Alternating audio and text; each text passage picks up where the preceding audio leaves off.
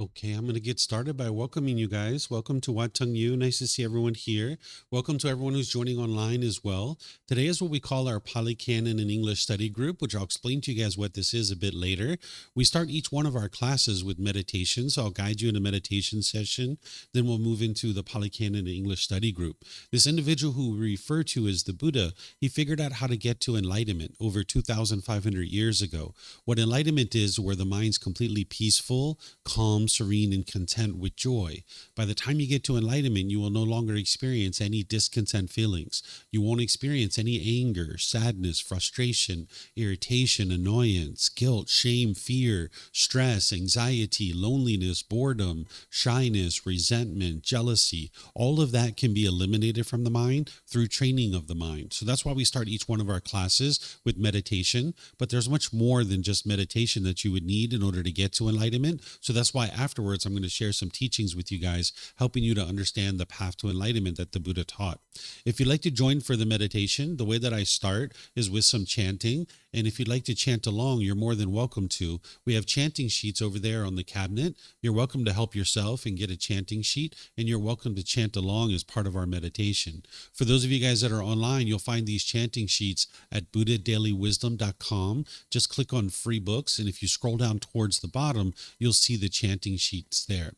And with these chants, if you end up getting these chants, you're going to see a lot of appreciation, gratitude, and respect for the Buddha. And because of that, I don't think the Buddha actually created these chants himself. They were probably created by his students, either during his life or after his death.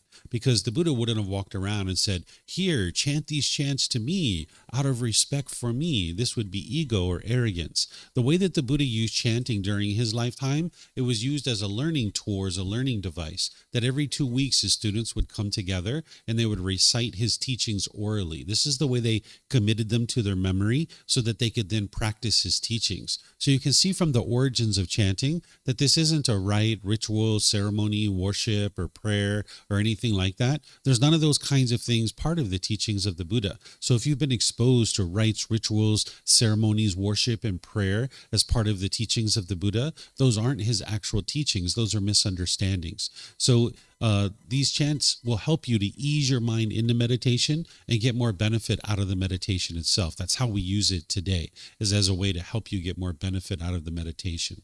Once we're in the meditation, I'm going to be providing you some guidance, helping you to understand how to meditate while we're actually meditating. I'll be essentially instructing you and guiding you in your meditation. But then there's going to be a period of time of quietness where we're all meditating together. Everybody here at the temple and anyone joining online will just all be meditating at the same time. During this period of time of quietness, I'm sure you're going to hear occasional sounds. You might hear a car go by, a dog barking, a bird chirping, someone here might cough or sneeze or something like that. If you're in meditation with a craving for permanent silence, when you hear a sound, you will cause your mind to be annoyed or frustrated. This is why you can eliminate your discontent feelings, because it's the mind itself that is actually causing them. If you understand that the world is not permanent and things are constantly changing, then you know that when you're in meditation and you hear a sound, this is normal.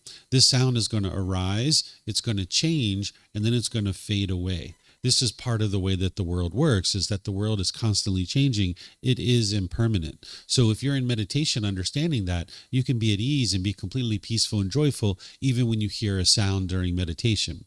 After that period of time of quietness, we'll come out of the meditation with some more chanting. And that's where I'll start today's class, helping you to understand the Pali Canon and English study group and the teachings of the Buddha. In terms of your body position for meditation, there's 4 positions that the Buddha taught: seated, lying, standing, and walking. And you would learn these different positions at different times as part of your journey to enlightenment. It's kind of like having a tool belt and using the different tools that you need at different times in order to be able to train your mind. Oftentimes, students are learning in the seated position, so I'll give you guys some guidance on this to be able to help you. But just understand what I share with you are just recommendations or suggestions, because there isn't just one way to actually sit. If there was, that would be permanence, and we don't live in that world. There's multiple ways to actually sit during meditation. So you could sit on the floor, you could sit in a chair. Maybe if you're at home, you're on a bench or a sofa or a wheelchair. You can sit however you like. If you're sitting on the floor, you might decide to have some cushions under your rear. This will kind of help soften your seat a bit. And then if you're going to bring your legs together in the cross leg position, you might just choose to do that lightly. Whereas if they're real tight, this can impede the circulation in the lower body and cause pain. Some people like to put their legs off the mat. This gets your hips up in the air and it lessens the angle at the hips, the knees, and the ankles, allowing your circulation to flow. The Buddha put his right hand over his left with his thumbs together, and he put this into his lap. If you would like to use this, you could. But it's not about everyone doing it exactly the same way. There's other options here too. You could put your palms on your thighs or your knees. Some people like to put their palms up. Some people rest their hands comfortably in their lap. So you can put your hands and arms wherever you like. And the same thing's true if you were in a chair or a bench or a sofa or a wheelchair. You can also sit however you like. Some people like to put their feet flat on the floor or lightly cross at the ankles, but you can see me sitting in a chair here with my legs crossed, so that's an option for you as well. And then you can put your hands and arms wherever you like. In terms of the upper body, it's helpful if this is erect, with the sternum up and the shoulders back. It'll help keep your mind attentive and alert during the meditation. What meditation is a dedicated, active, purposeful training session where you're eliminating certain unwholesome qualities and you're cultivating certain wholesome qualities. So you'd like the mind to be attentive and alert during the meditation. Whereas if you were slouched like this, the mind would have a tendency to be dull or lethargic. But if you are real rigid with the upper body, the mind could be overactive or uptight. So you'd like the upper body to be erect with the sternum up and shoulders back, because not only will it keep the mind attentive and alert during the meditation, but it'll make it easy for you to breathe in through the nose and out through the nose. So again, I'm going to do some chanting to ease into the meditation. You're welcome to join in if you like with the chanting sheets over there on the cabinet, and then I'll come back in after the chanting with some guidance for you.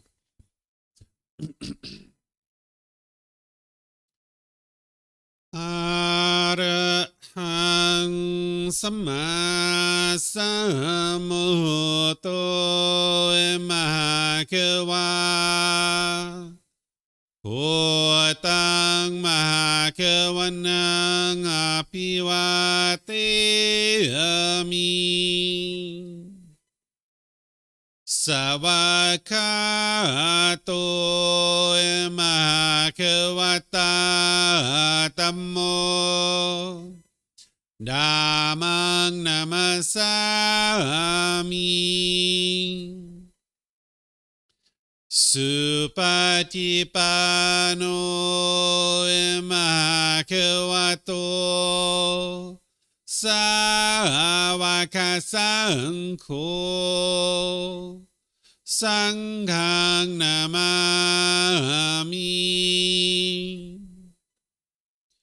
Namo Rasa Bhagavato Arahato Samma Sambuddhassa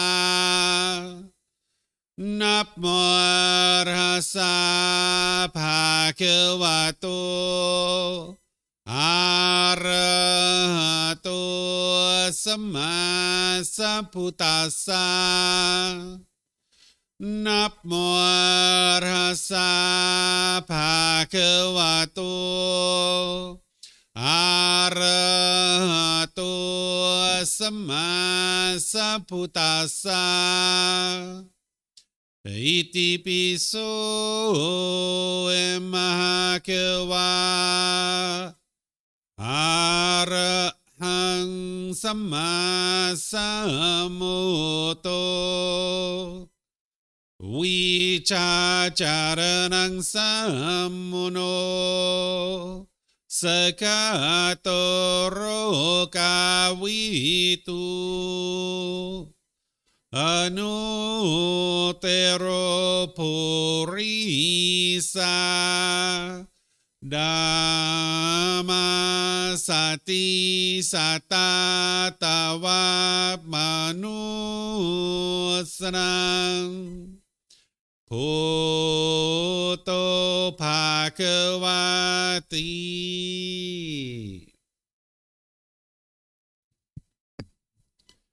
Okay, with the lower body and hands and arms comfortable, and the upper body erect,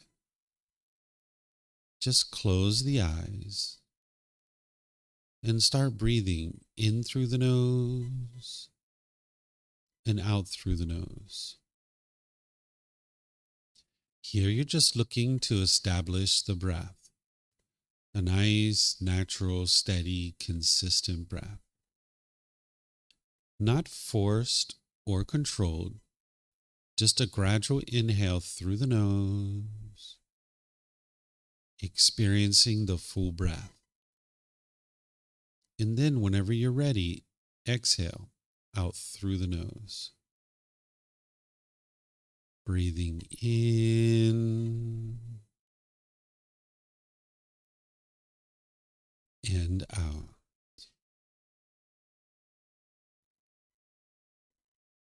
Breathing in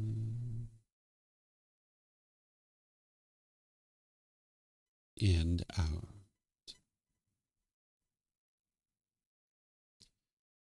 Your breath may not match up with the guidance that I'm providing, and that's okay. This is your practice. I'm just here for guidance. You can use this voice as a reminder that whenever you get to the next inhale, breathing gradually through the nose, developing a nice, natural, steady, consistent breath. And then whenever you're ready, exhale out through the nose, experiencing the full breath. Breathing in and out.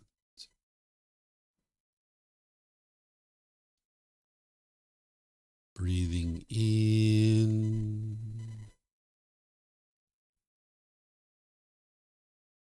and out.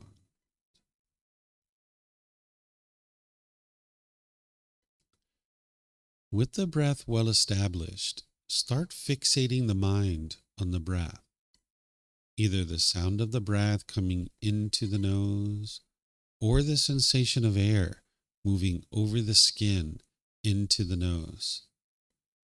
The breath is the present moment. Fixate the mind on the breath, the present moment. Breathing in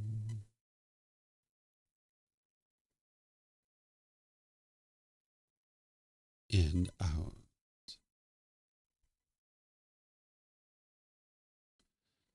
Breathing in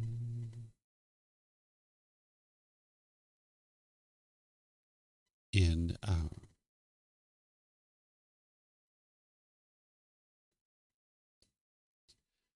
With the mind fixated on the breath, whenever you notice that it moves off the breath, cut that off, let it go, and come back to the breath, the present moment. No need to observe the thought, label it, judge it, analyze it, or even try to figure out where it's coming from. Whenever you notice that the mind is moved off the breath, cut that off, let it go, and come back to the breath, the present moment. Breathing in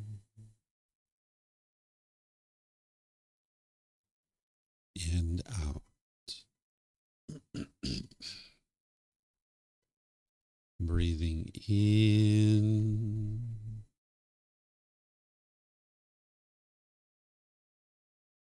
and out.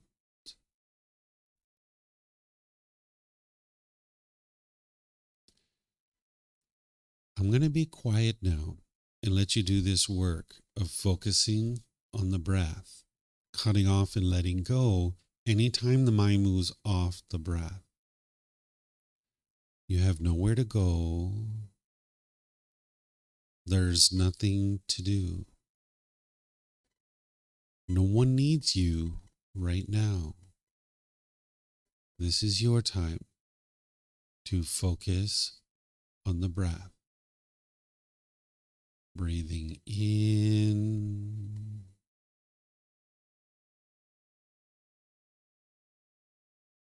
and out.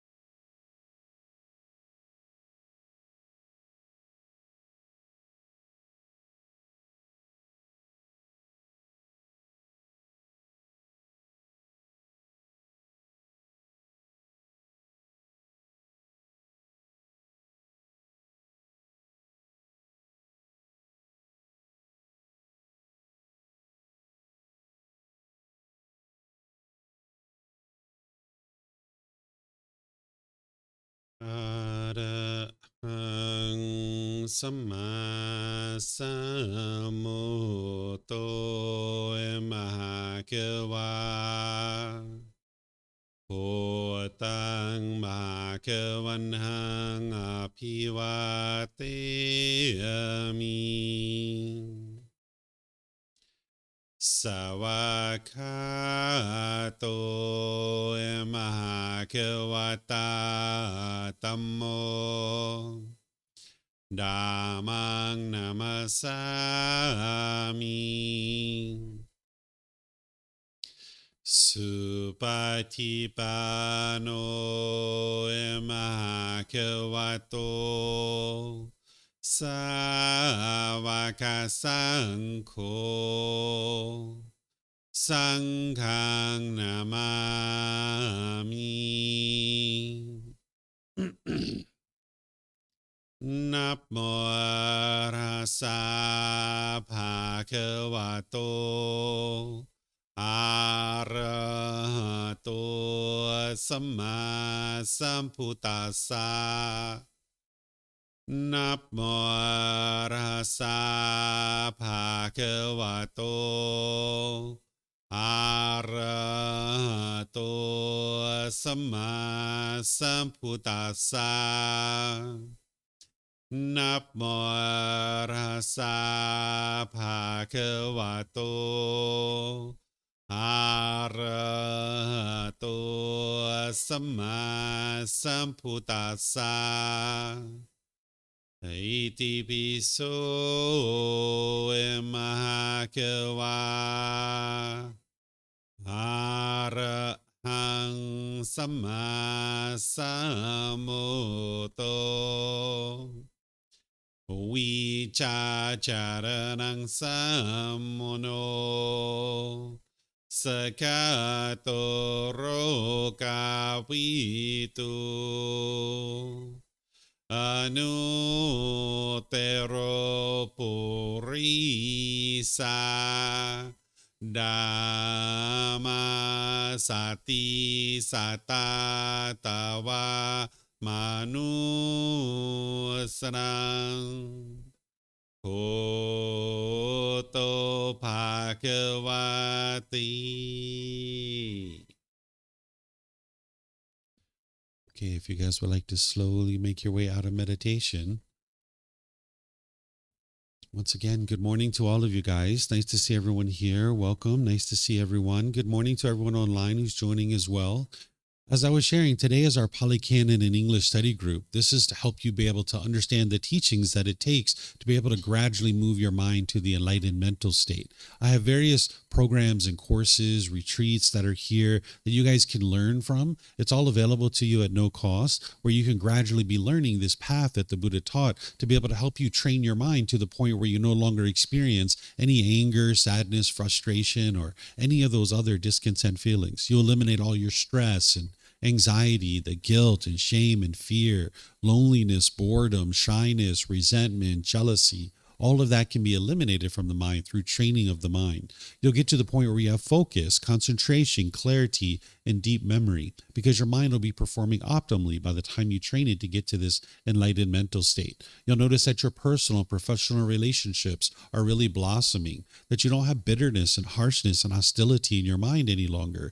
Because if you're putting out bitterness and harshness and hostility, that's all just going to be coming back to you in your relationships. You can get to the point where you're not even in a bad mood anymore, that it's physically impossible for you to experience a bad mood. So on Sundays and Wednesdays, I teach a program called the Group Learning Program, where each Sunday I go chapter by chapter in this book, helping students to be able to understand the path to enlightenment and laying down a real nice foundation. It's a 7-month program that over a period of 7 months, you're gradually learning everything that's in this book, slowly but surely on Sundays and Wednesdays. And this is where a lot of times students will start. We also have various courses and retreats that people will kind of lay a foundation in. And then after they've learned a foundation, they will oftentimes come into this program, which is called the Pali Canon and English Study Group. If you haven't done what I just described, which is take some of these other foundational courses, it's okay. You're going to learn plenty here today, but just understand that this isn't where someone will typically start their journey to enlightenment, because in this particular program, I teach as a study group, where all the other programs, it's more like a traditional style of learning where I teach for like 15, 20, 30 minutes, open up for questions, teach another 15, 20, 30 minutes, open up for questions. This program is a bit different. What we do is we actually explore all the other books, volumes 2 through 13 of our book series. And today we're in volume 3. It's titled Foundation in the Teachings. And we're exploring starting at chapter 101. What we do in this particular program is I invite students either here at the temple or someone who's online through Zoom to be able to read a chapter. These are the actual original words of the Buddha. And you can see that this is not even a full page right here. This is his original teachings. And after a student reads the teachings, I will share some teachings on that, helping you guys to be able to understand further how to integrate this into your day-to-day life and how it connects to other teachings that the Buddha taught. Because the Buddha's teachings are very clear, concise, and precise. You don't need to interpret them, but it does help to have a dedicated practitioner and teacher who understands the teachings to guide you in developing your practice so that you can integrate these teachings into your day-to-day life. And then after I share some teachings on this, then I'm going to open up to questions that you guys have related to the teachings that we're sharing here. If you would like to read this chapter, or if you would like to ask questions here at the temple, we have microphones in the white bowl behind you, and we have some up here in the front as well. All you need to do is get a microphone, take it back to your seat, press the gray button, and you'll see the lights come on. And if you hold this up to your chin, we'll be able to hear you here at the temple, and they'll be able to hear you online as well. If you speak here without a microphone, they won't be able to hear you online. And then you can keep these microphones with you because you might have multiple questions, or someone around you might have a question, and you can just share the microphone with them. And if you're not using it, if you could turn it off, that'll help us so that we don't get feedback through the speakers.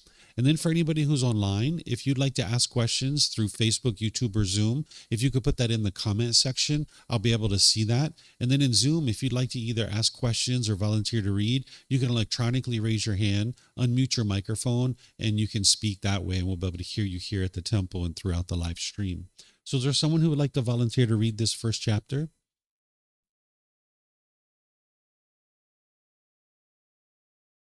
You got it, Rachel?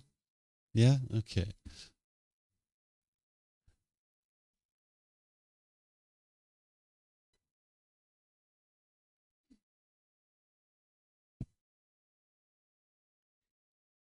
Discontentedness independently arisen. Good, Ananda. Anyone answering rightly would answer just as Sariputta has done. I have said, Ananda, that discontentedness is dependently arisen. Dependent on what? Dependent on contact.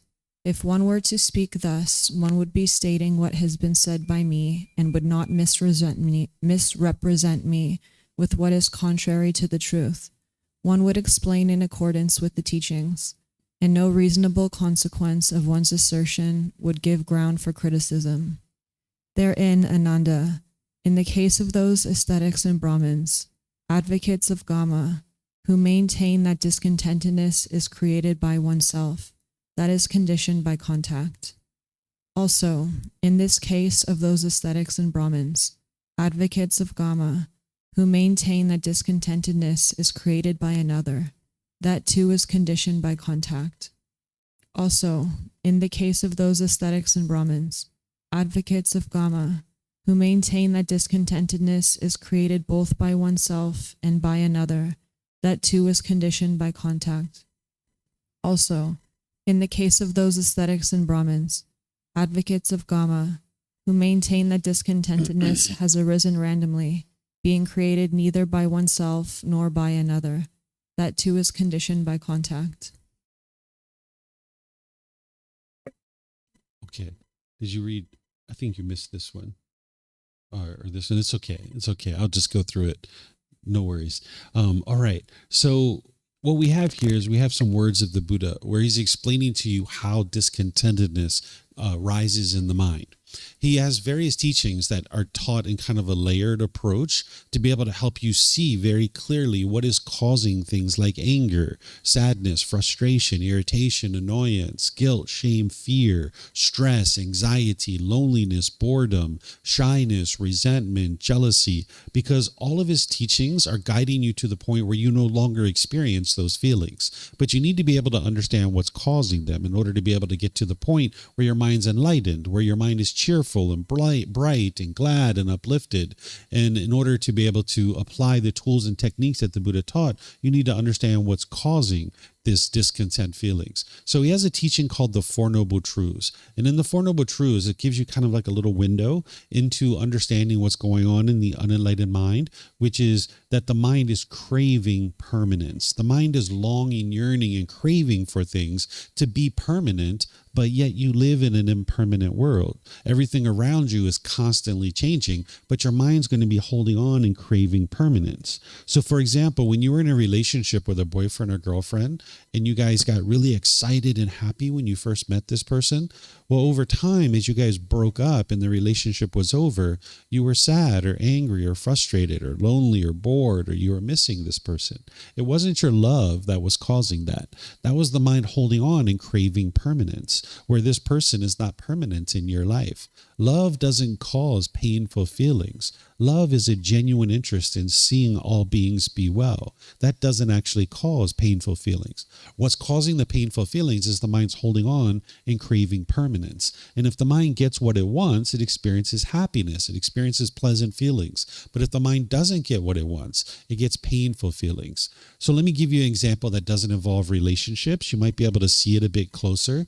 Like, let's just say you got a brand new car and you were so excited about this brand new car and you drove it to the store, you parked it and you went inside. And then when you came out, there's a scratch on your car.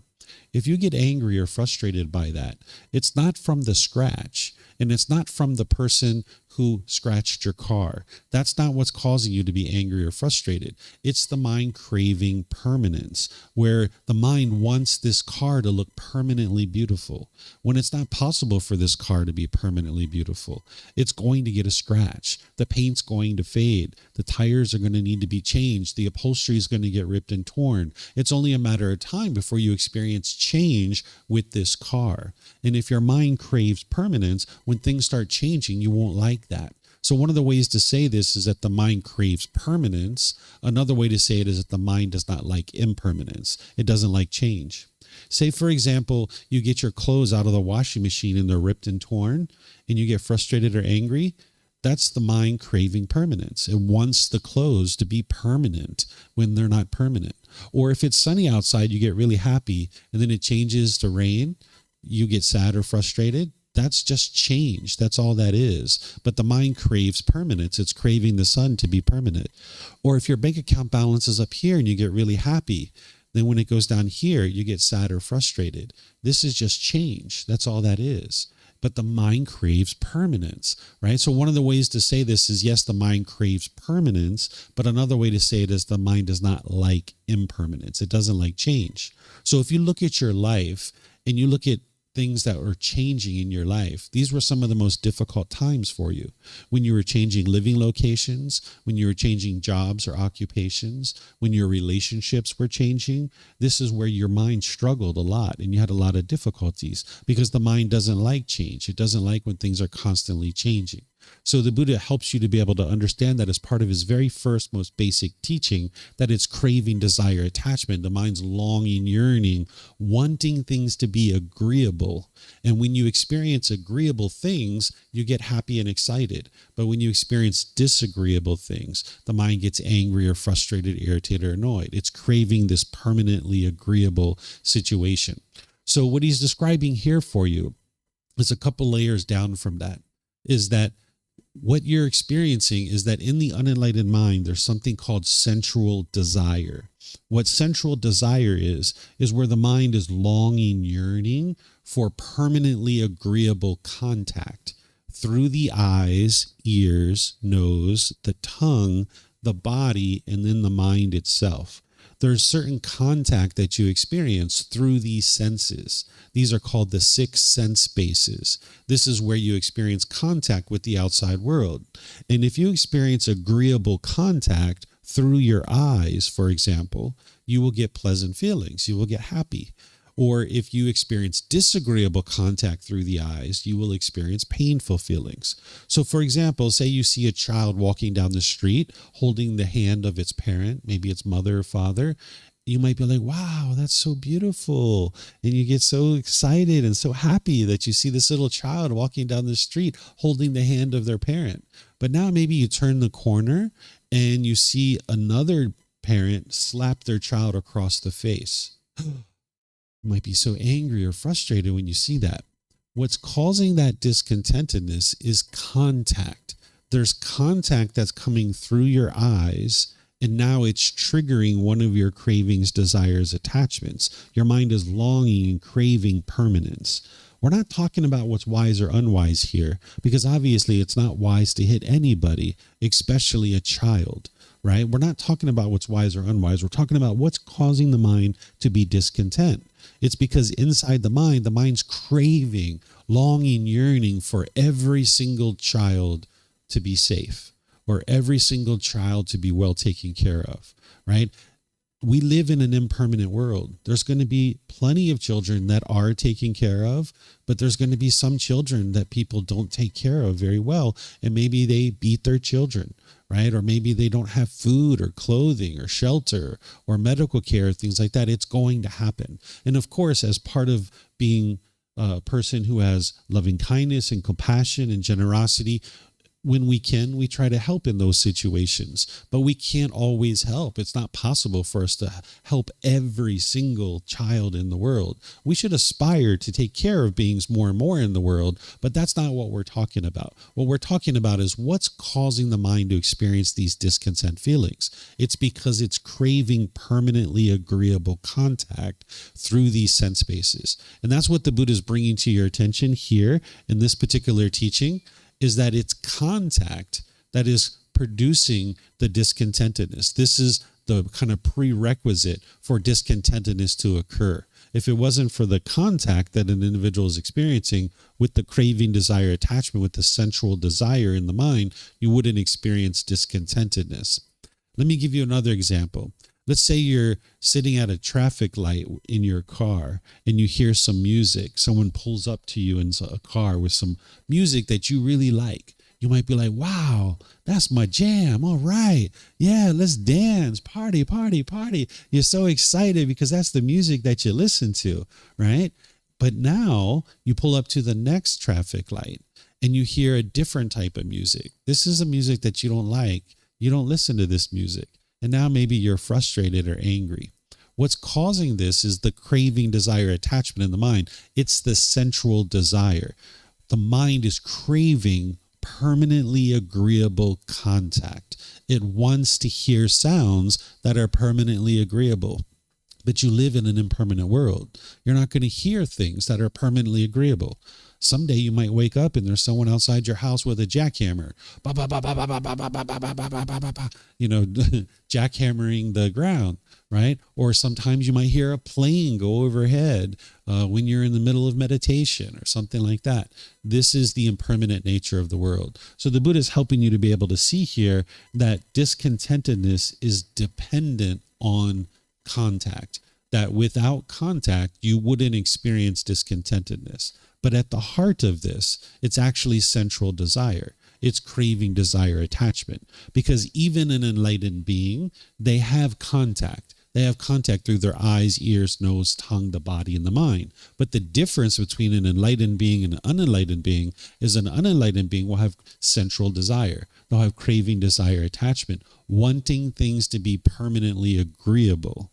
Where an enlightened being has trained their mind to understand impermanence, and they're no longer craving permanently agreeable contact. They understand that this contact that they're experiencing is just a temporary experience, that they're not going to experience things that are permanent. So this helps you, because when you understand that it's contact that's causing these discontent feelings, if you're in a situation where you're starting to experience discontentedness, you can eliminate contact. And this is going to help you to be able to train your mind. So say, for example, you come home and you have a husband or a wife or a boyfriend or girlfriend, and you walk in the door and they're yelling and hollering and screaming at you. And you just walked in the door. That's all that's happened. Now, the unenlightened being will want to sit there and yell and holler back and scream and argue and all this kind of stuff. Very unwise, because it's just going to damage your relationship. But if you understand the wisdom of how the mind works, when you walk in and this person starts yelling and hollering and screaming at you, the best thing you can do is break contact. Just walk away. When you walk away, you're protecting your mind. The Buddha refers to this as guarding your doorways to discontentedness, because the doorways that are going to produce discontentedness are the eyes, ears, nose, the tongue, the body, and the mind. So if you stand there and just continue to listen to this person yelling and hollering at you, you're continuing to have contact through the ears, which is potentially going to trigger your central desire. And now your anger and your frustration and your agitation is going to arise, and it's going to pollute your mind. And then once you have that anger and frustration in your mind, now you might do something you regret through your speech or your actions. You might do something that is unwise, where you're causing harm to this individual. This is very unwise. So instead, if you understand this, that contact is dependent, discontentedness is dependent on contact, then the wisdom is that when you come into a situation where someone's yelling and hollering and screaming at you, you just know to walk away. No big deal. Right? But your ego won't let you do that. Your central desire won't let you do that. You'll want to hold on. You'll want to sit there and puff out your chest and yell and holler at them and tell them that they have no right to disrespect you and they have no right to talk to you that way and all these other types of things, where the best thing to do is just walk away. Right? So this is where something like this can really help you. And now it can inform your practice to make wise decisions. Let's just say you're walking down the street and you smell the flowers coming out of a flower shop, and you smell it in your nose and you're like, wow, that's so amazing. That smells really great. And you get all these pleasant feelings. But now let's just say you walk a few more steps and you smell the sewer. Right? And you know that the discontentedness, maybe you're going to be repulsed and frustrated by this. Well, if you understand that it's contact that's causing this, then you understand the answer. Just keep walking. It's an impermanent situation. You don't have to get angry and frustrated just because you smell the sewer. Just keep walking. Right? And now you eliminate contact, and you'll no longer have contact with that sewer. Right? So this is a way that you can protect your mind. And over time, you'll eventually eliminate your sensual desire.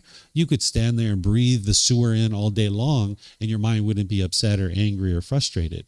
But in the process, one of the things that you can do is you can actually just keep walking, and now your mind is protected. Okay? So do you guys have any questions on something like this, on this particular discourse? No questions here? Okay, I don't see any questions online. Hello to all of you guys online. Okay. All right. So what you guys have here is you have the words of the Buddha in each of these books, and then you have the reference, which shows you where it came from the original source teachings. What the Pali Canon is 45 volumes of books that are this thick. This is the largest, most complete collection we have of the teachings of the Buddha. And this is an extract from that. In fact, this whole book series is an extract from that, providing you the discourses you need to be able to learn and train your mind to be able to get to enlightenment. Then you have teachings that I'm helping you to be able to understand how to integrate this into your day-to-day life. So you can see here that I talked about the 6 sense bases, and I gave some examples here, the things that I was just describing to you. I talked about that here. Okay. So you guys can have access to these teachings. They're actually free. You can download these books from our website. You can take it and go print it. You can get printed versions here by just reimbursing us for the printing cost, or you can order it on Amazon if your country has access to Amazon. So is there someone either here or online that would like to read this second chapter?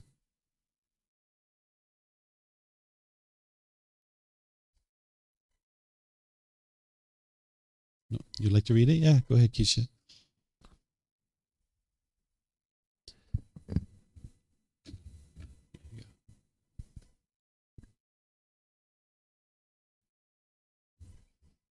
Hello. Okay. With the destruction of craving comes the destruction of unwholesome karma. Monks develop the path and the way that leads to the destruction of craving. And what is the path and the way that leads to the destruction of craving? It is the 7 factors of enlightenment. What 7? The enlightenment. The enlightenment factor of mindfulness, the enlightenment factor investigation, the enlightenment factor of energy, the enlightenment factor of joy, the enlightenment factor of tranquility, the enlightenment factor of concentration, and the enlightenment factor of equanimity.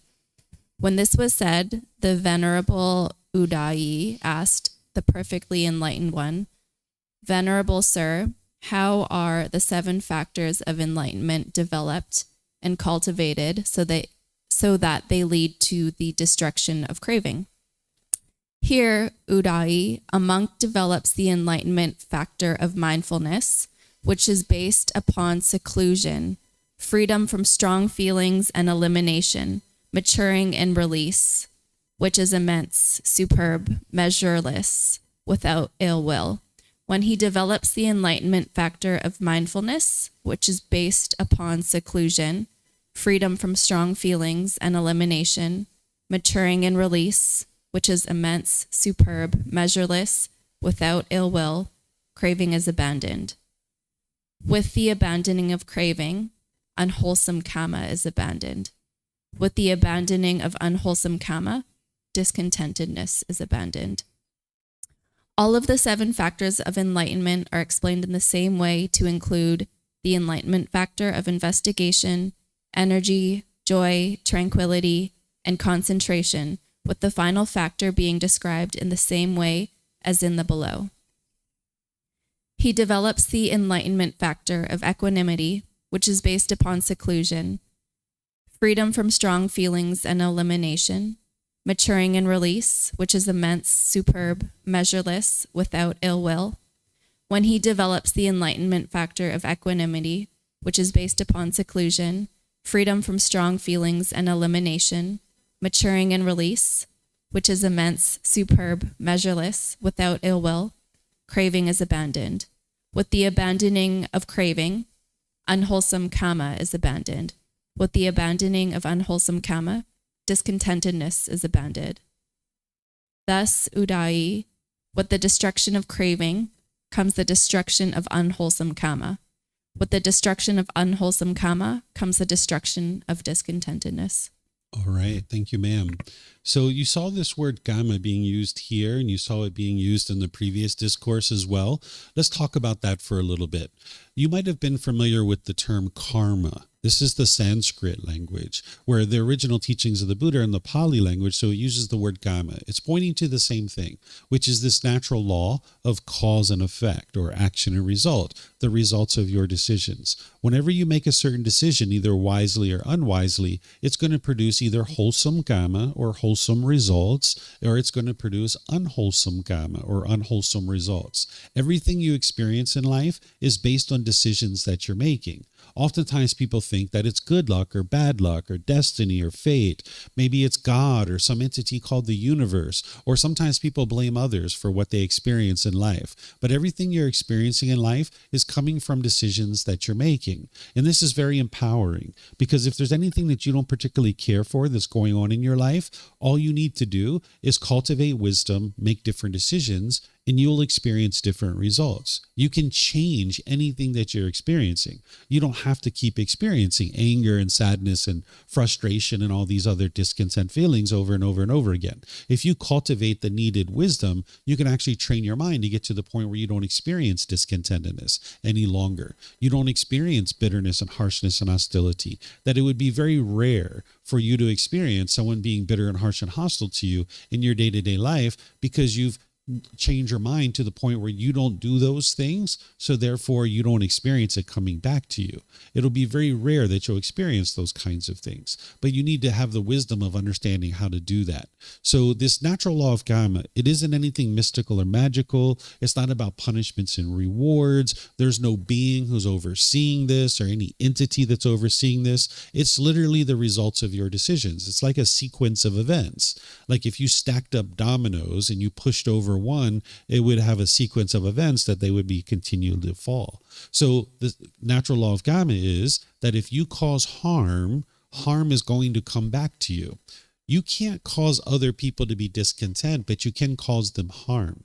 If you cause harm to someone's physical body, if you cause harm to their material possessions, or you cause harm to their reputation, harm is going to come back to you. It's only a matter of time. So everything and anything that the Buddha taught in one way or another is teaching you this natural law of Gamma, of how to get to a point where you're no longer causing harm. But when you have craving, desire, attachment in your mind, this longing, yearning, this chasing after the objects of your affection, this unquenchable thirst that the mind has, certain wants and expectations, you will tend to make unwise decisions, and that's going to produce unwholesome Gamma for you. But if you train your mind through the teachings of the Buddha, namely the Eightfold Path, but then here the Buddha is also talking about the 7 factors of enlightenment, which is something that complements the Eightfold Path. If you train your mind with all these different teachings like meditation and all the other things that he teaches you, you'll get to the point where you eliminate craving, desire, attachment in your mind. You eliminate making decisions based in craving. Therefore, you will no longer be causing harm, and no harm will be coming back to you. You will no longer experience any discontentedness. That's what the Buddha's teaching you here. These 7 factors of enlightenment, they aren't to determine whether you are enlightened or you aren't enlightened. That's what sometimes people think based on the name of this. Instead, what the 7 factors of enlightenment they are a tool that fine-tunes the mind. So, for example, the first factor of enlightenment is called mindfulness. This is awareness of mind. The Buddha teaches you to have awareness of what's going on in your mind, your thoughts, ideas, your feelings, the things that are going through your mind, transactions through your mind. You would like to be aware of all of this, right? That's what you're doing as part of your meditation practice when we're focused on the breath. And anytime the mind moves off the breath and you notice that, that is your mindfulness. That's your awareness of mind. So you're exercising the mind in meditation to be able to have mindfulness or awareness of mind. But then you need to practice awareness of mind all through your day, where you're not just kind of haphazardly walking through life, being unaware of what's going on in your own mind. You need to actually be aware of what's going on in your mind. Because what the Buddha teaches you as part of his Eightfold Path is there's certain things that he teaches you to be able to apply effort to eliminate certain unwholesome qualities from your mind and cultivate certain wholesome qualities in your mind. So the Buddha teaches you mindfulness or awareness of mind. More specifically, it's called the 4 foundations of mindfulness, which you'll learn about those in the Eightfold Path, and you need to know those and what those are to be able to practice mindfulness to perfection. Then, when you see with your mindfulness that your mind is sluggish or dull or lethargic, then the Buddha teaches you to practice the enlightenment factor of investigation, energy, and joy. These 3 qualities will lift up your mind out of the sluggish and dull state. So when you're feeling dull and lethargic and you just don't want to do anything, the last thing you're thinking about is investigation. What investigation is, where you investigate the teachings of the Buddha. Right now, that's what you're doing. You're sitting here investigating his teachings. That is the enlightenment factor of investigation, where you're rolling up your sleeves and you're digging in and trying to learn his teachings. When you're investigating his teachings, there's going to be this energy that kind of springs up in the mind, where the mind becomes interested in what it is that you're learning here, because this is the teachings that's going to actually lead to your development in life, where you can experience peace and joy, and you can experience harmonious relationships. And you'll notice this energy spring up in the mind. And then you'll notice joy, that the mind becomes joyful, where there isn't any condition that needs to be met in order for this joy to arise in the mind, where it's unconditioned gladness or cheerfulness in the mind. So whenever you see with your mindfulness that the mind is sluggish, you bring in the enlightenment factor of investigation, energy, and joy. But where you see your mind is overactive and excited, then you need to bring in the enlightenment factors of tranquility, concentration, and equanimity. This is going to bring your mind out of that excited, overactive state down into the middle. Because if you allow your mind to reside on either side, where it's sluggish or dull, or it's overactive and excited, then that means your mind's kind of on these two extremes. What the Buddha is teaching you to do is come to the middle, where you can have peace and joy, and there doesn't need to be any condition met in order for this to be there. So you need to fine tune the mind and bring it to the middle and keep it there more and more. And as you do, now the mind will naturally stay there. But in the process of getting to that point, you're going to need to kind of tweak the mind. So this is a fine tool. This is to fine tune the mind to be able to bring the mind to the middle. So more and more it'll stay there. And now you can experience the mind being in the middle. Because when you're on these two extremes, your mind can't be peaceful and you can't be joyful. It's only when you bring your mind to the middle that your mind can experience the peace and the joy. So he's helping you to be able to see that the 7 factors of enlightenment are an important aspect of that. By practicing the Eightfold Path and the 7 factors of enlightenment and all of his other teachings, you will eliminate this craving, this longing, yearning, and chasing after things. But you also won't swing to the other side where you're dull and lethargic. You can come to the middle where you're gradually pursuing your goals, objectives, or interests with enthusiasm and ambition, but not with craving, desire, attachment. And by eliminating craving, you eliminate your unwholesome karma, the decisions that are leading to unwholesome results in your life. And by eliminating all of that, you'll eliminate discontentedness. That's what he's explaining to you here. So any questions on this chapter here? Anything you guys would like to ask? Okay, we have a question coming in on Zoom. Chris is asking, what are the different ways of practicing investigation at different times of day? So investigation is to investigate the teachings. You might read books, you might listen to videos, you might listen to podcasts. These are all ways for you to investigate the teachings. Coming to classes, retreats, and things of that nature, that's investigating the teachings. But you're not going to investigate the teachings all day long, right? Because you're going to need to go out into the world and apply your effort to acquire resources and spend time with your friends and all these other things. So you're not practicing investigation all day long. But if you're noticing the mind's dull and lethargic and sluggish, and it's like, I don't want to read those books. I don't want to meditate. I don't want to go to the temple and learn. This is where you need to arise the enlightenment factor of investigation to bring your mind out of that sluggishness and dull state. Okay, I don't see any other questions. So let's do one more chapter and then we'll kind of call it a day. Typically I go in order here, but I'm actually going to skip all the way to chapter 110 because I think this is an excellent chapter to study as part of this class. Let's see, 110. Here we go. Would somebody like to read this one, chapter 110?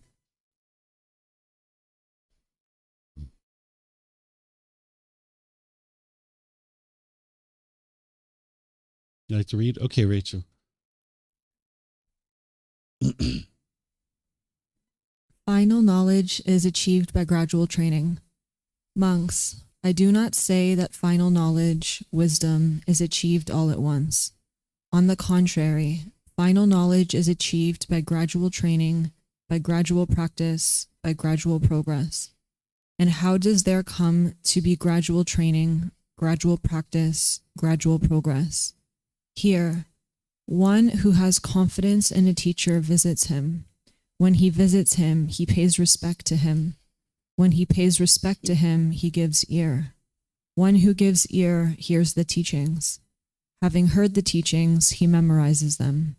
He examines the meaning of the teachings he has memorized. When he examines their meaning, he gains a reflective understanding of those teachings. When he has gained a reflective understanding of those teachings, enthusiasm springs up in the mind. When enthusiasm has sprung up, he applies his will. Having applied his will, he investigates. Having investigated, he strives. Purposely striving, he realizes with the ultimate truth and sees it by penetrating it with wisdom. All right. Thank you, ma'am. So the reason why I skipped ahead to this particular chapter is that so many people in the world think that the Buddha sat under a tree, he meditated, and then he instantly got to enlightenment. This isn't true. You can see it in his own words here, that this isn't true, that it's gradual training, gradual practice, and gradual progress that leads to enlightenment. Here he says, monks, I do not say that final knowledge, which is where the mind is actually enlightened, is achieved all at once. He says it very clearly, but there's millions of people in the world who actually think that he sat under a tree, meditated, and instantly got to enlightenment. Instead, he says, on the contrary, final knowledge is achieved by gradual training, gradual practice, and gradual progress. Everything you've ever done in your life has been this way, whether it's to learn to read, write, or speak a certain language, or whether it's some job or occupation that you have, some special skill. It's gradual training, gradual practice, and gradual progress. So we know this to be true about enlightenment too, that it's gradual training, gradual practice, and gradual progress. It took the Buddha 6 years to get to enlightenment. He trained his mind from the age of 29 to the age of 35, and he ultimately got to enlightenment at the age of 35. So it's not instantaneous that one would get to enlightenment. There's lots of people in the world sitting around meditating, and that's all they're doing for 6 hours, 8 hours, 10 hours, 12 hours, or thinking that somehow they're going to miraculously get to enlightenment. You know, a few months ago, I went to India and Nepal, which are the original sites of where the Buddha actually lived during his life. And I traveled around with a group of students, and we did a tour, and I went around and did some talks at these different sites. The one site that is the most popular, where you'll see a lot of people, is the location where the Buddha says that he sat under this tree and contemplated whether or not to share his actual teachings. This is in Bodh Gaya, India. And you'll see countless people there doing all kinds of rituals and ceremonies and things like this. And many of them are just sitting there thinking that somehow being close to that tree where the Buddha sat, they're going to somehow instantly get to enlightenment. And there's tons of rituals that are going on at this particular site. And it's really unfortunate because they don't understand that you need this gradual training, gradual practice, and gradual progress. There's people there doing all kinds of different things that I could describe to you that is just not going to produce the enlightened mental state. You know, there's this one person, he had a bowl that was upside down, and he took these rocks and he just kept tossing these rocks over top of this bowl, and it was making this sound like he just sat there repetitively doing this, thinking that that was going to produce some kind of benefit for him. But it's this gradual training, gradual practice, and gradual progress of training your mind that you can awaken to enlightenment. What it means to awaken or to be awake is to cultivate wisdom. That's what the Buddhist teachings are, is to learn, examine, and investigate the teachings, to reflect on them, to verify if they're true or false, and then practice these teachings, integrating them into your day-to-day life in order to be able to train your mind. So you're cultivating wisdom. You're not believing in teachings. You're not believing, and then hoping something good happens when you die. That's not the teachings of the Buddha. You're not doing rites, rituals, ceremonies, worship, and prayer. That's not what the Buddha actually taught. He taught you to do these things, which is to go visit a teacher and have confidence in that person. And when you visit that person, pay respect to them. Because if anybody's sharing teachings with you, they're doing so out of the kindness of their heart. If you go to visit somebody and they're actually charging you to learn with them, if there's like a fee, this isn't what the Buddha taught. He taught to be able to share these teachings at no cost and have loving kindness and compassion for the world and share these teachings at no cost. So if you visit someone who's sharing these teachings and you have confidence in them, this person isn't wanting or expecting anything from you. So it would be wise for you to have respect for that particular person. And then the Buddha talks about giving ear. What he's talking about there is eagerly listening to what it is that this teacher is actually teaching so that you can learn and investigate and examine those teachings. And then he says, having heard the teachings, you then memorize those teachings. That was something that they definitely did during the lifetime of the Buddha because they didn't have books and audiobooks, videos, and podcasts during the lifetime of the Buddha. So they had to actually remember the teachings. This is where chanting came about, that they actually used to chant in order to commit the teachings to memory. Then when you memorize those teachings, you examine them. That's what I was just talking about examining the teachings. You're not believing the teachings. Then you reflect on those teachings. That's the second part. You look at your day-to-day life and think about, is this actually true? So like before, I was saying how craving and contact leads to discontentedness. That was me sharing the teachings with you. But then you need to reflect on that and look in your own life and see if that's true. That's why I gave you different examples, so you could reflect based on your own experience and determine whether that's true or false independently, that you're not believing me. And now when you reflect on those teachings and you start to see that they're true, there's this enthusiasm that springs up in your mind. It's like, oh my gosh, that's true. My mind does cause my own discontentedness. I'm longing, yearning, and I'm craving for things to be permanent. That when my bank account's up here, yeah, you get really happy. But when it goes down here, you're sad and frustrated. And the only thing that's occurred here is change. Or when it goes from sun to rain, the only thing that's happened there is change. And I explained to you that you're craving permanence. When you start seeing the truth in that and you start learning the true teachings, there can be this enthusiasm that springs up in your mind like, oh my gosh, this is true. Like, I can actually fix this. Because if it's your own mind that's causing these feelings, that means you can fix it. If it's other people who are causing these feelings, you can't fix it because you can't control what other people do. And that's the beauty of this, is that as you start gaining this reflective understanding of the teachings, there's this enthusiasm that springs up. And then as this enthusiasm springs up, then you're more willing to apply your will to learning the teachings more and more and more and more and more. And now you investigate the teachings further. And then as you're investigating the teachings, cultivating more and more wisdom, you start striving to improve. Because what the path to enlightenment is to become a better and better human being. That's what you're doing on this path, is you're learning, growing, and developing, becoming a better and better human being. That's what it means to get to this enlightened mental state, that you're shedding these animalistic instincts that the unenlightened mind has. We aren't animals. We're human beings, and we can function at a much higher level. You can move to a higher consciousness. You can evolve as a human being to this higher consciousness where you no longer experience any anger, sadness, and frustration. But you're going to need to apply the effort, the determination, the dedication. You're going to need to strive to be able to do that. What a Buddha does is he points the way. He says, this is the way to enlightenment. He figured out how to get to enlightenment, and he says, this is the way to do it. And he's pointing to it. But then everybody else needs to strive to be able to walk that path. So you're going to need to put effort and energy into striving to develop your practice to get to enlightenment and train the mind. And now, as you're purposefully striving, you realize the truth. You learn the truth about the world around you. You start to learn these natural laws, because when you're living in a world that you don't understand, you will struggle. You'll have difficulties. That's what the stress and the anxiety, the frustration, agitation, and annoyance, and all these other feelings. This is the mind living in a world that you don't understand. But as you slowly examine the teachings, then you are gradually reflecting to verify if they're true or false, and then you practice his teachings, integrating them into your life and training your mind. This is where you realize the truth.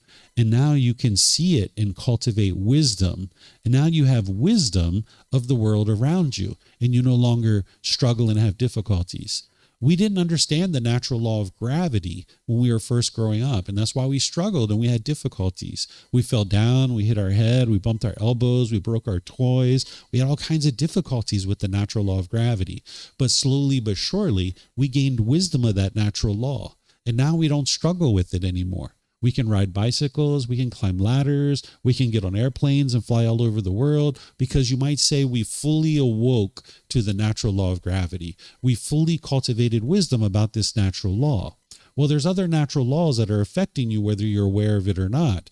And when you don't have wisdom of those natural laws, you'll tend to go out into the world and make unwise decisions, and then you'll struggle and you'll have difficulties. Your mind will be angry, you'll feel stress and anxiety, guilt and shame and fear and all these other feelings. But when you awaken, when you cultivate wisdom of these natural laws, now you can navigate the world more and more peacefully. That's what the Buddha is teaching you to be able to do. And this is happening gradually. It doesn't happen instantaneously. It happens gradually, because just like everything in the world, whether it was to read, write, or speak a certain language, or some job or occupation that you had, you needed to gradually cultivate that wisdom. That's what you're doing on this path, is gradually cultivating wisdom. And you can see it in the Buddha's own words here, that it's gradual training that leads to this progress on the path to enlightenment. So if it took the Buddha 6 years to get to enlightenment, it's going to take you some time, right? It's not 1 week. It's not 1 month. It's not even 1 year that it's going to take you to get to enlightenment. It's going to take you some time. But the beauty in this is that it's a permanent mental state. It's kind of like if you were to climb a mountain. When you get to the top of the mountain, you'll enjoy the view and the fresh air, but eventually you've got to come back down from the mountain, right? But this is different. When you climb this, when you meet these struggles of the path to enlightenment, when your mind gets to that enlightened mental state, it's like climbing the mountain and you never have to come back down. That you'll enjoy the view and the fresh air for the rest of your life. You'll experience the peace and joy for the rest of this life. Your mind will never again experience anger, sadness, frustration, or any of these other discontent feelings. And it's through gradual training, gradual practice, and gradual progress. So any questions on this chapter here? Anything you guys would like to ask? It looks like you have a question. Just need to press the gray button there. Yeah.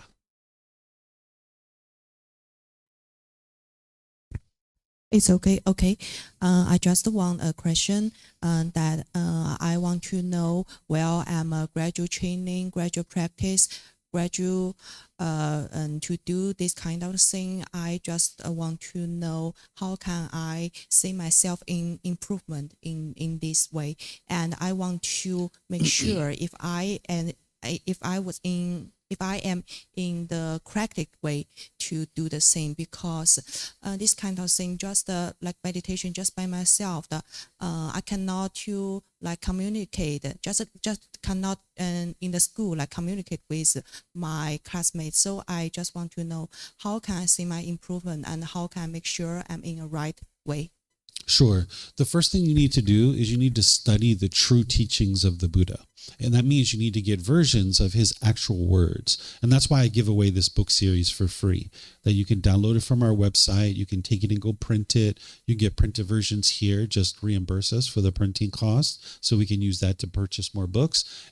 Or you can order it on Amazon. You're going to need to study his original teachings with the guidance of a teacher. That's what the Buddha is talking about here. Oftentimes people think you can get to enlightenment by yourself. This isn't actually true. There's only one type of person that can get to enlightenment by themselves without the help of any teachers or any guides, and that would be an actual Buddha. And that's very rare in the world. The last one that the world's currently aware of existed over 2,500 years ago. So you're going to need to get access to the true teachings. You're going to need a teacher that you have confidence in, that you can ask questions to, and you can receive guidance. And your training is more than just meditation. Meditation is an important component of your practice to get to enlightenment in the training, but there's more than just that. There's more that you're going to find on the Eightfold Path that you're going to need to learn and practice in order to be able to get to enlightenment. So now as you're training your mind through gradual training, gradual practice, gradual progress, and getting this guidance from a teacher, and you're implementing these teachings into your life, you're going to see the condition of your mind improving, where there's certain situations where you're used to get angry, used to get frustrated or sad or some other discontent feeling, and you'll be in that exact same situation and your mind is peaceful and your mind is joyful, and you're going to notice that. So it's not like the Buddha did work for 6 years and then he instantly got to enlightenment. Instead, he was gradually training his mind for those 6 years, and he was seeing improvement along the way, gradually, because you're gradually bringing down these pollutions of the mind, and you're gradually seeing improvement, and you're gradually increasing the wholesome qualities in your mind as well. So you'll see the condition of your mind gradually improving, where you'll see more peace and more joy. You'll see it for longer periods of time, because you can go through periods of time where you're angry and frustrated and irritated, but then things will kind of open up in your mind, and you'll be cheerful and bright and glad and uplifted, and that'll go for longer and longer periods of time. But because your mind is still unenlightened, even if you get 2 weeks of complete peace and joy, then you're going to experience some discontentedness. But then maybe that discontentedness lasts for a few days or a few weeks, but then ultimately it's going to open up again. And now your mind maybe is going to be peaceful for 3 weeks or 4 weeks or 6 weeks. And it gets longer and longer and longer until you are completely peaceful and joyful, 1 year, 2 years, 3 years, 4 years, you don't have any discontentedness in your mind whatsoever. So that's one indication that you're going to see your condition of your mind is improving, but also you're going to see your relationships improving. Certain relationships you have right now that you're struggling in, that you're having difficulties in. Oftentimes people have trouble with their parents, with their siblings, with their life partner, with your children. You might find that you have arguments and you're frustrated and angry and, having all these kinds of difficulties. You're going to see that your mind's going to slowly improve and your relationships are going to slowly improve because you're now functioning in these relationships differently than you once did. Oftentimes when we have difficulties in relationships, we think the way to solve this is to change the other person. And we might be trying to change the other person, but you'll never experience improvement in your relationships that way. But by you focusing on your mind and training your mind, you're going to see that the condition of your mind's improving. So the way you interact with the people around you is going to also improve. And now you'll see your relationships improve, that those people interact with you in different ways as well. And that's how you'll see that you're making progress gradually, because the condition of your mind and your relationships are gradually improving. Yeah, you're welcome. Any other questions? Oh, we have one right here. Calvin is asking, full enlightenment, what does it mean? This depends on whether we're talking about a Buddha or we're talking about an enlightened being. If we say full enlightenment in general, we're just talking about enlightened beings. What we're talking about is someone who's referred to as an arahant, or someone who's fully purified their mind. They no longer have the 10 fetters in the mind. The 10 fetters are those 10 pollutions that the Buddha discovered, and he's providing you the teachings to uproot those out of the mind. So if someone's experiencing full enlightenment, then that means they fully have trained their mind and their mind is fully purified and they no longer have those 10 fetters and the mind is actually enlightened. But if we refer to someone as a fully, perfectly enlightened being, this is an actual Buddha. This is someone who's gotten to enlightenment by themselves without the help of any teachers or any guides. They're then going to dedicate the rest of their life to sharing their independently discovered teachings with countless people. And then countless people will actually get to enlightenment during that person's lifetime. And then they will preserve their teachings in such a way that countless more people will get to enlightenment after that person's death. So that's a fully, perfectly enlightened one, which is different than just someone who's fully enlightened, meaning they fully have trained their mind and the mind is fully purified. The Buddha refers to this type of person as they are beyond training, that there's no more training that they need to do to their mind, that their mind has been fully transformed and it's fully trained. You're welcome. Pleased to help you. Okay, I don't see any other questions anywhere on our platforms. I don't see any. You have a question? Yes, ma'am.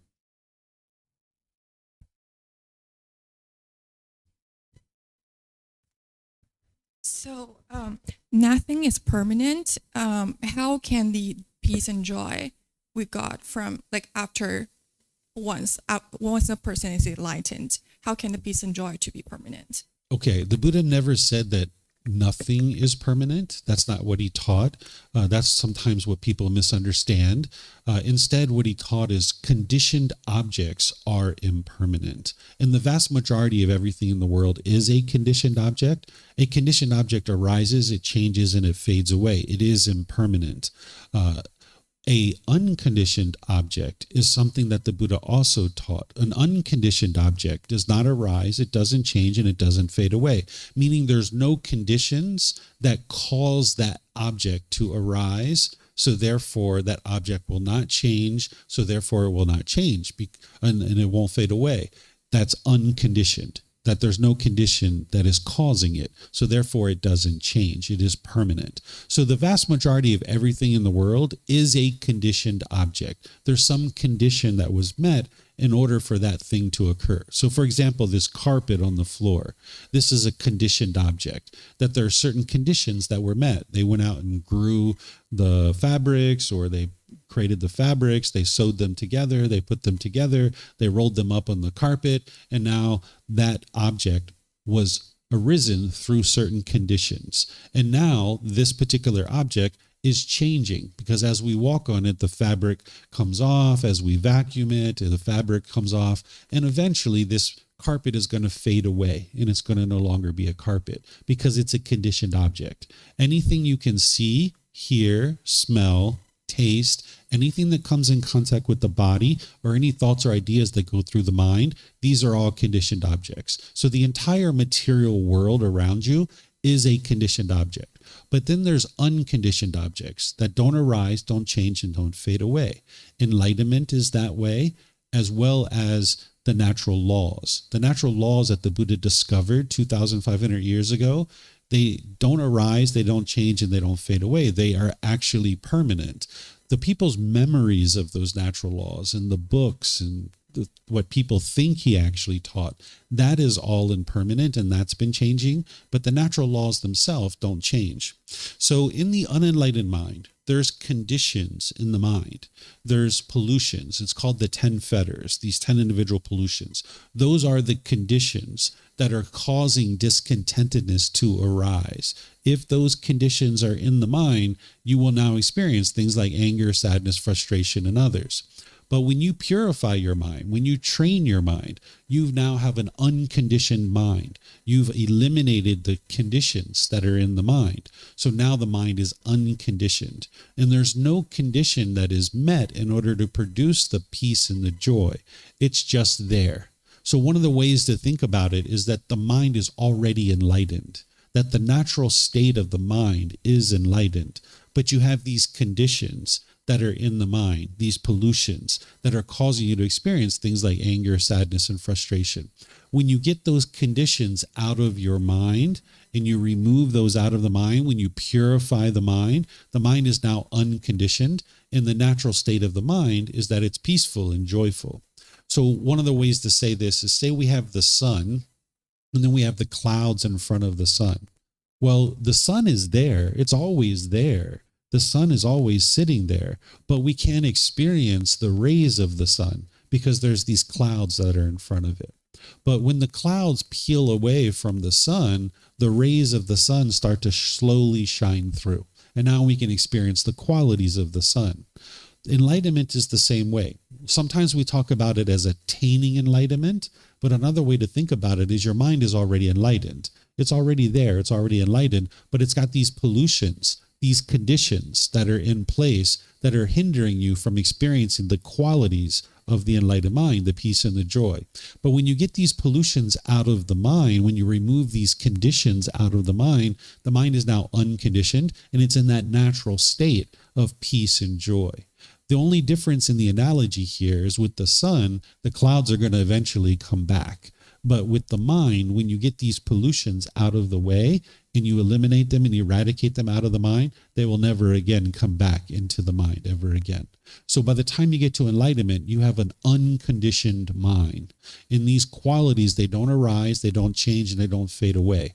There's no condition that is met that is producing the peace and the joy, and that's why it's permanent. Where over here in the unenlightened state, when you're happy, there's a certain condition that is met.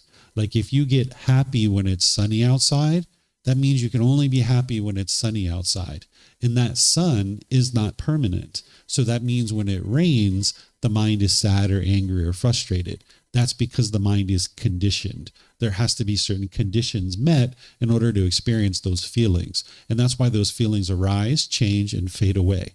But over here with enlightenment, there's no condition met that is producing the peace and the joy, that no condition is causing it. So therefore it is a permanent mental state that you're experiencing at all times. Yep. Okay. So I'm just going to end class by thanking all of you guys for joining. Thank you for your interest to learn and understand the teachings. Thank you to everyone online who's joining as well. If you guys would like to learn more, there's plenty of opportunities for you to do that. I teach the same course or the same class at nighttime from my house at 9 p.m. and I live stream it. I don't have a live audience there, but from there, I actually cover 10 chapters every Saturday night. So wherever you are in the world, you could attend either Saturday morning or Saturday night. And then on Sundays Tuesdays and Wednesdays, I also teach as well. So I'll be here tomorrow at 9 a.m. That's a more kind of like foundational program. If you guys would like to come to that, you're more than welcome to do that. What I'm going to do is I'm going to do meditation, and then I'm going to give a talk on chapter 12 from our book, which is titled Craving is the Problem, What is the Solution? So I'll give a talk where I'll be teaching for 15, 20, 30 minutes, opening up for questions, teaching another 15, 20, 30 minutes, opening up for question, a more traditional style of learning. And I'll do that at 9 a.m. and 9 p.m. tomorrow. And then at 6:30 tomorrow evening, synced up with the Sunday night walking market, we're going to be doing loving kindness meditation here at the temple, where I'm going to do guided meditation with you. It's called loving kindness meditation, where it's essentially rewiring your mind to be more loving and kind. This helps you to eliminate anger, hatred, and ill will, and all the lesser versions like frustration, agitation, and annoyance. Even that inner dialogue, if you have like an inner dialogue in your mind where you're being negative and degrading to yourself, this meditation helps you to eliminate that. And then you'll see that I'm teaching Wednesday, and I teach next week as well. You'll see all the different events that we have on our calendar over there on the bulletin board. And you also see it on our website as well. And if you have any questions, you're welcome to come let me know, and I'll help you get plugged into these resources to be able to train your mind to experience more and more of the qualities of enlightenment. So whatever you choose to do today, have a very lovely and wonderful rest of your day. We'll see you next time. Sawadee krap. Sawadee krap.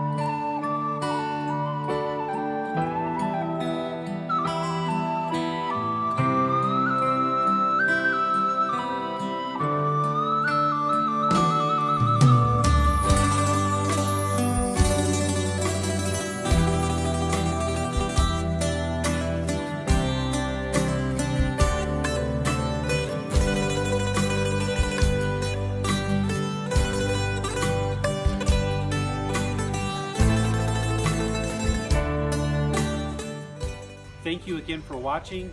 Enjoy your meditation. Look forward to seeing you online and answering any questions that you might have. Thank you so much.